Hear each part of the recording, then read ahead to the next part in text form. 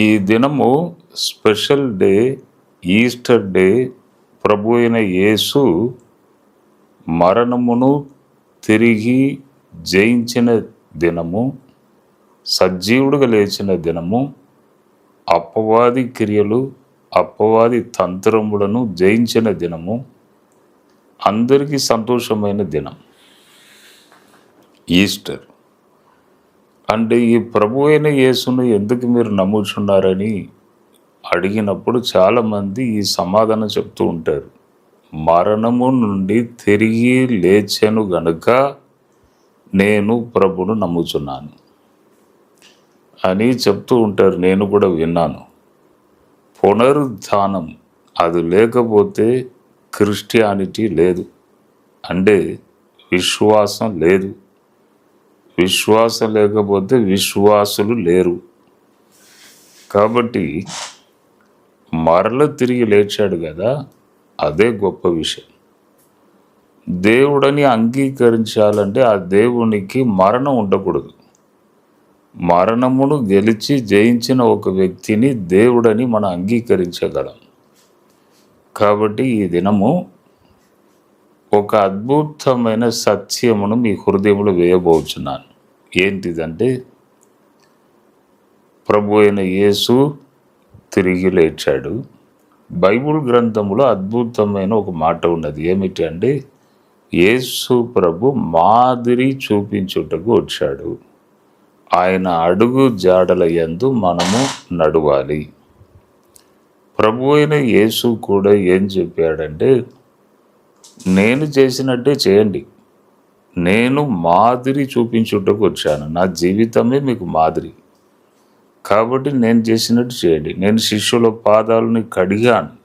మీరు కూడా మిమ్మల్ని తగ్గించుకొని ఈ లోకంలో ఉండండి అని మాదిరిగా తను చూపించాడు. కాబట్టి యేసు ప్రభు యొక్క శ్రమలు, బాధలు, కష్టాలు, సమాధి చేయబడడం, మరల తిరిగి లేపబడడం, ఇది కూడా ఒక మాదిరియే. దేవుని బిడ్డలకి ఇది కూడా ఒక మాదిరియే. కాబట్టి అద్భుతమైన ఒక సత్యం మీ హృదయంలో నేను వేయబోచున్నాను. మీ హృదయం మంచి నేల. అక్కడ విత్తనం వేస్తే అది మొలిచి 30, 60, 100 రెట్లు అది ఫలించాలి. నేను 2 days ముందు కూర్చొని ఆలోచించినప్పుడు నా ఆలోచనకి ఇది వచ్చిందండి.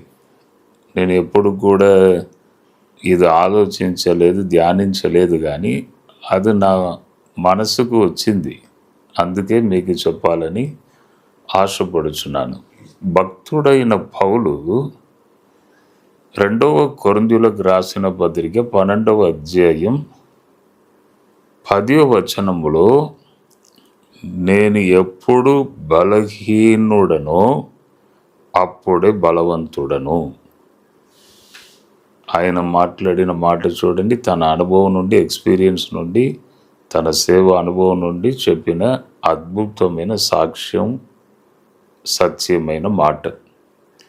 నేను ఎప్పుడు బలహీనుడనో అప్పుడే బలవంతుడను గనుక క్రీస్తు నిమిత్తము నాకు కలిగిన బలహీనతలను, తర్వాత నిందలను, తర్వాత ఇబ్బందులలోను, హింసలలోను, ఉపద్రవములలోను నేను సంతోషించుచున్నాను. చూడండి, ఒక గొప్ప భక్తుడు, ఆయన రాసిన పత్రికలన్నీ బైబిల్లో చేర్చబడినదంటే సాధారణ విషయం కాదు. పరిశుద్ధాత్మ దేవుడు బలముగా ఆయన నడిపించి ఆయన ద్వారా ఇన్ని పత్రికలు, మన అందరికీ అవసరమైన మాటలు ఆయన ద్వారా దేవుడు మనకి ఇచ్చాడు.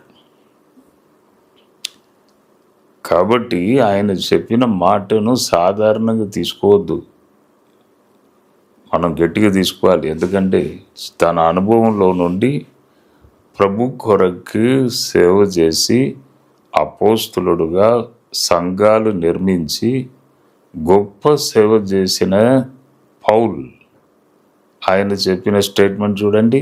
ఫస్ట్ ఏమంటున్నాడు? బలహీనతలలోను, నిందలలోను. బలహీనత అంటే మీకు తెలుసు, అంటే బలం లేదు, బలం తగ్గిపోయింది. ఎప్పుడైనా చూడండి 55 సంవత్సరాల తర్వాత మెల్లిగా బలం తగ్గుతుంది. ఏదో ఒక చిన్న చిన్న సమస్య స్టార్ట్ అవుతుంది. అందుకే ప్రభుత్వం కూడా చూడండి 58 వరకు మీరు పని చేస్తే చాలు అని ఆ వయసు పెట్టి తర్వాత రిటైర్మెంట్ ప్రకటించినది. కాబట్టి వయసు పెరిగినప్పుడు తప్పకుండా బలం తగ్గుతుంది. యవన కాలంలో పౌలు కూడా మంచి గట్టిగా ఉన్నారు, గుర్రం మీద వెలుచున్నాడు అక్కడ ఉన్నవారిని బంధించాలని. అటువంటి వ్యక్తే కానీ ఇప్పుడు వయసు ఏజ్ పెరిగినప్పుడు కొద్దిగా బలం తగ్గుతూ ఉంటుంది. కాబట్టి బలహీనతలలోనూ యేసు ప్రభు కూడా చూడండి, సిలువకు వెళ్ళక మునుపు ఆయన కలిగినది ఏమిటి? బలహీనత. ఏం తినలేదు, త్రాగలేదు, కొడుతున్నారు, రక్తం కారుచున్నది. రక్తం కారినప్పుడు బాడీలో ఉన్న మాయిశ్చర్ అంటే ఒక నిమ్ము, అంటే బలం తగ్గుచున్నది, రక్తం పోవుచున్నది బయటికి, బాడీ ఎండిపోవచ్చున్నది. ఎవరు నీళ్లు కూడా ఇవ్వలేదు. బలహీనంతోనే ఉన్నాడు, మాట్లాడుటకు కూడా సరిగా శక్తి లేదు. అటువంటి ఒక పొజిషన్లో ఉన్నారు. కాబట్టి సిలువకు వెళ్ళక మునుపు ఆయన కలిగినది బలహీనత. తర్వాత ఇక్కడ ఏమంటున్నాడు? నిందలలోను. నింద అంటే చెయ్యని పాపమును మోపడం. నింద అంటే చెయ్యకుండా కూడా నీవే చేసినావయ్యా, నీవే చేసినావు, మేము కళ్ళారా చూసాం, అందుకే చెప్తున్నాం, లేకపోతే ఎందుకు చెప్తాం? అంటే నింద మోయడం. ఇది నీవే చేశావు, నీ వల్లనే కలిగినది, జాగ్రత్త, రేపు ఏదైనా ప్రాబ్లం అయితే నీవే మాకు, అంటే నింద మోపడం. యేసు ప్రభు మీద కూడా చెయ్యని నిందను మోపారు. ఇతడు అలా చేశాడు, ఇలా చేశాడు, అంటే ఆదివారం అద్భుతాలు చేసి అది స్వస్థత అని అది అని ఇదన్నీ చేస్తున్నాడు. ఆదివారం మనం చేయకూడదు. తర్వాత ప్రజలలో కలవరమును పుట్టిస్తున్నాడు. అంటే ఇతడు అలా చేశాడు, ఇలా చేశాడని అక్కడ నేరం మోపుచున్నారు, నింద. యేసు ప్రభు అదాన్ని ఏం చేయలేదు, కానీ అనవసరమైన నింద మోపారు. తర్వాత ఇక్కడ ఏం చెప్పబడి ఉన్నది?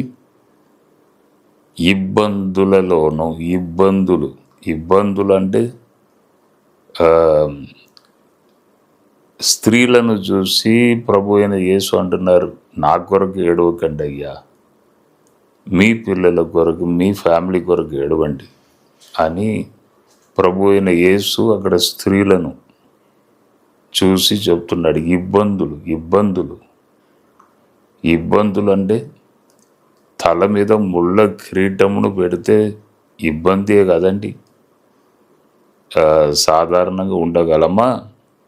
ఒక్కొక్క ముళ్ళు తలలో కుచ్చుకొని పోయి, నరములలో కుచ్చుకొని పోయి మొత్తం పాయిసం, తల మొత్తం పాయిసం ఎక్కి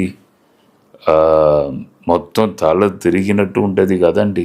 ఇబ్బందులు అంటే మామూలుగా ఉండలేక ఇబ్బంది పడడం. అలా ఇబ్బంది పడ్డాడు. సిలువను మోయలేక చాలాసార్లు క్రింద పడిపోయారంట, సిలువతో పాటు క్రింద పడిపోయారంట. అంటే ఇబ్బందులు యేసు ప్రభుకు కూడా కలిగినది. తర్వాత హింస పెట్టారు. హింస అంటే మాటలో హింస పెట్టారు. తర్వాత మేకులతో శరీరంను చీల్చడం హింస అంటే బాధపరచడం. నొప్పిని కలుగజేయడం అంటే హృదయంలో కానీ బయట శరీరంలో కానీ నొప్పిని కలుగజేయడం, హింస పెట్టడం, అంటే టార్చర్ పెట్టడం. యేసు ప్రభుకు అది కలిగినది. హింస పెట్టారు. సిలువను ఆయన భుజం మీద పెట్టి మోసుకొని వెళ్ళు అన్నాడు. తరువాత చిరక్క, అంటే నీళ్ళకు బదులుగా చిరక్కను ఇచ్చి త్రాగు అన్నారు. అంటే హింస పెట్టారు, హింసలు. తరువాత ఉపద్రవములలోనూ, ఉపద్రవం అంటే భరించలేని బాధ. అంటే ఈ లిస్టు, పౌలు చెప్పిన ఈ లిస్టు యేసు ప్రభు సిలువకు వెళ్ళక మునుపు, అంటే సిలువలో, అంటే సమాధికి వెళ్ళక మునుపు ఇవన్నీ యేసు ప్రభు కూడా సహించారు. అంటే ఆ లిస్టు చూడండి, కరెక్ట్గా పౌలు రాశాడు. పౌలు రాసి, మళ్ళీ ఒకసారి నేను చెప్తున్నాను, బలహీనతలలోనూ, తర్వాత నిందలలోనూ, తర్వాత ఇబ్బందులలోనూ, తర్వాత హింసలలోనూ, ఉపద్రవములలోనూ నేను సంతోషించుచున్నాను. అంటే మీరు అడగవచ్చు, సార్ ఇబ్బందులో ఉంటే సంతోషం ఎక్కడి నుంచి వస్తుంది సార్? ఏంటిది ఉల్టా పల్టా ఉన్నది బైబిల్లో? అంటే బాధపడితే సంతోషం వస్తుందా? పౌలు అట్లా రాస్తున్నాడు. ఈ లిస్టు మొత్తం రాసి నేను సంతోషించుచున్నాను అంటున్నాడు. ఇప్పుడు దానికి ఒక మెయిన్ అర్థం ఉన్నది. ఏంటి తెలుసా? ఇవన్నీ సహించిన తర్వాతనే యేసు సమాధికి వెళ్ళాడు, తరువాత తిరిగి లేపబడ్డాడు. ఒక సత్యము మనకి ఇక్కడ దాగి ఉన్నది. ఏంటిది ఆ సత్యం? కష్టాలు, ఉపద్రవములు, హింసలు, బాధలను శరీరంలో, జీవితంలో అనుభవించిన వారు 100% ఈ లోకములో శరీరం ఒకవేళ మరణించిన మళ్ళీ తిరిగి లేపబడుదురు. ఇంతవరకు ఈ సత్యము తెలియలేదు. ఎందుకయ్యా ఈ బాధ, ఎందుకయ్యా ఈ కష్టం అని మనం అప్పుడప్పుడు సనుగుతూ ఉంటాం. ఎందుకు ఉపద్రవములు? కొందరు ఉపద్రవములను, కష్టములను భరించలేక వెనుకకు పారిపోయిన వారు ఉన్నారు విశ్వాస జీవితంలో. కానీ దీని వెనుక ఇంత మహిమ గల ఒక బెనిఫిట్ ఉన్నది. ఏంటి తెలుసా? యేసు ప్రభు మనకు మాదిరిని చెప్పాను. ఆయన ఇదన్నీ దాటాడు. హింస, బాధ, ఉపద్రవము, బలహీనత, ఇబ్బందులు ఇవన్నీ దాటి సమాధికి వెళ్ళాడు, తిరిగి లేపబడ్డాడు. కాబట్టి మీరు కూడా బాధలు, కష్టాలు, ఇరుకు, ఇబ్బందులను దాటుచున్నారు ఏమో, అనుభవించుచున్నారు ఏమో. మీకు ఒక శుభవార్త, 100% తిరిగి లేపబడుదురు. ప్రభు సజీవుడుగా లేచాడు కాబట్టి మనము కూడా, ఆయనను విశ్వసించుచున్న మనము కూడా, ఆయన ఆత్మను పొందిన మనము కూడా ఆయనతో పాటు మనము కూడా లేపబడుదుము. ఇదే క్రైస్తవ జీవితంలో ఉన్న ఒక గొప్ప విశ్వాసం అండి. కాబట్టి ఈ మాటలను వినిచిన ప్రియ సహోదరుడా, సహోదరి, ఈస్టర్ డే నీకు వచ్చుచున్న సంతోషమైన వార్త ఏమిటి అంటే, తిరిగి లేపబడతావు. మరణం ఎప్పుడైనా ఒక టైంలో వస్తుంది. నరుడు ఒకేసారి జన్మించడం, ఒకేసారి మరణించడం, తర్వాత తీర్పు కొరకు సింహాసనం ఎదుట వెళ్ళి నిలబడతాడండి. కాబట్టి ఎలాగైనా మరణం వస్తుంది, కానీ మళ్ళీ తిరిగి లేపబడతావు. ఎప్పుడు? క్రీస్తు నిమిత్తము బాధలు, కష్టాలని నీవు అనుభవిస్తూ ముందుకు వెళ్ళినప్పుడు తప్పకుండా తిరిగి లేపబడతావు అను విషయమును మర్చిపోవద్దు.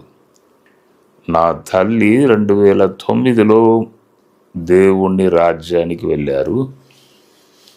వారికి షుగర్ బాగా ఎక్కువైంది. అప్పుడు నా నాన్న దగ్గర చెప్పారు, నేను ఇంక బ్రతుకను, నన్ను ప్రార్థన చేసి పంపించండి అని.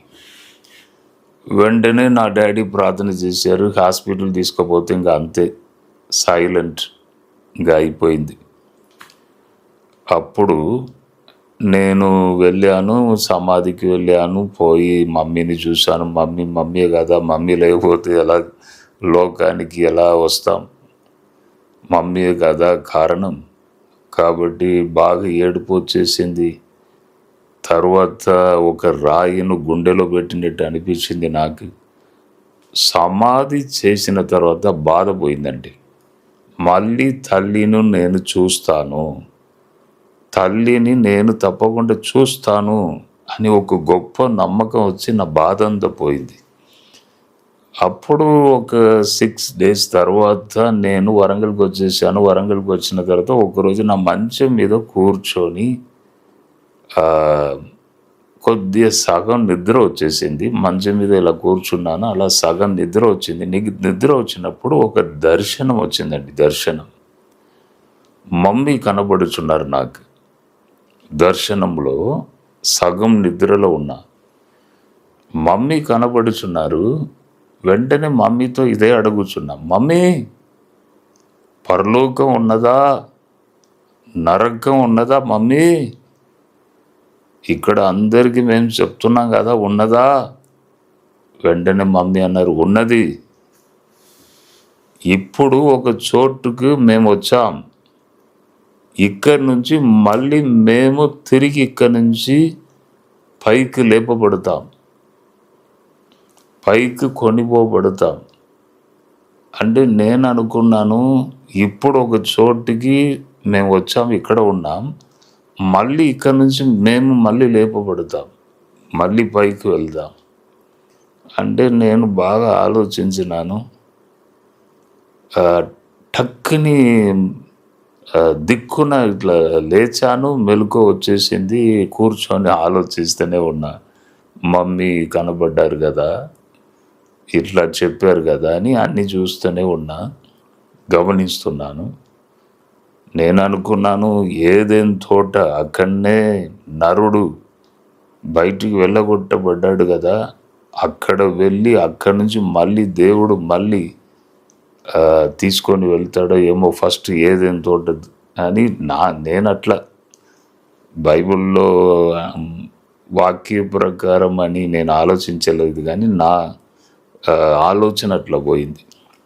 కాబట్టి మరల తిరిగి లేపబడతాం, అది ఎప్పుడు మర్చిపోకండి. ఎన్నో కష్టాలు, నా మమ్మీ కూడా షుగర్ ఎక్కువై బాగా కష్టపడ్డారు హెల్త్లో, ఎప్పుడునూ ట్యాబ్లెట్. తర్వాత కళ్ళు సరిగా కనబడక కష్టపడ్డారు. ఉపద్రవములు, ఇబ్బందులు, కష్టాలు, బలహీనత, ఇవన్నీ యేసు తిరిగి లేచాడు. ఇదన్నీ యేసు అనుభవించి మరణంలోనికి వెళ్ళాడు, లేచాడు.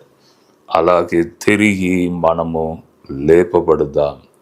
కాబట్టి ఉపద్రవములు, కష్టములను సాధారణంగా అనుకోకండి, అలక్ష్యము చేయకండి.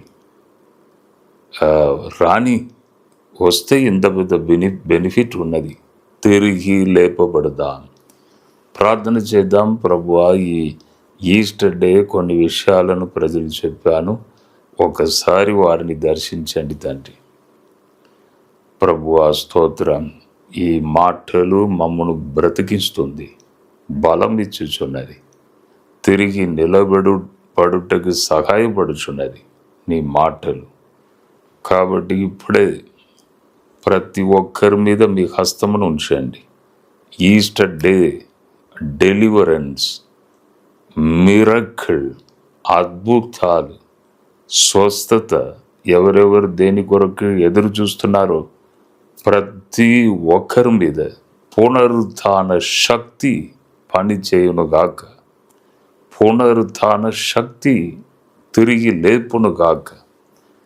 మంచి ఆరోగ్య నెమ్మదిని దయచేయండి. ఘనత మహిమ నీకే యేసు నామంలో అడిగి వేడుకొనుచున్నాను తండ్రి, ఆమేన్.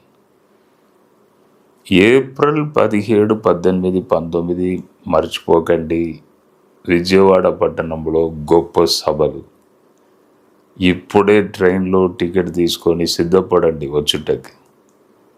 ప్రభు మీతో మాట్లాడుచున్న 3 దినములు ఆ సన్నిధిలో కూర్చొని ఉండనే మీ మంచి ఆరోగ్యం కలుగుతుంది. దేవుని సన్నిధి అక్కడ దిగి వస్తుంది. మర్చిపోకండి. బిషప్ అసరయ్య స్కూల్ గ్రౌండ్లో జరుగుతున్నది. ఏప్రిల్ 17, 18, 19 3 దినములు, శుక్ర శని ఆది బిషప్ అసరయ్య స్కూల్ గ్రౌండ్లో జరుగుతున్నది. మర్చిపోకండి, రండి. మీ బంధువులు తెలిసిన వారు ఉంటే అందరికీ చెప్పండి. మనం అక్కడ కలుసుకుందాం. దేవుని బ్లెస్సింగ్ మీతో ఉండునుగాక. God bless you, God bless you, God bless you.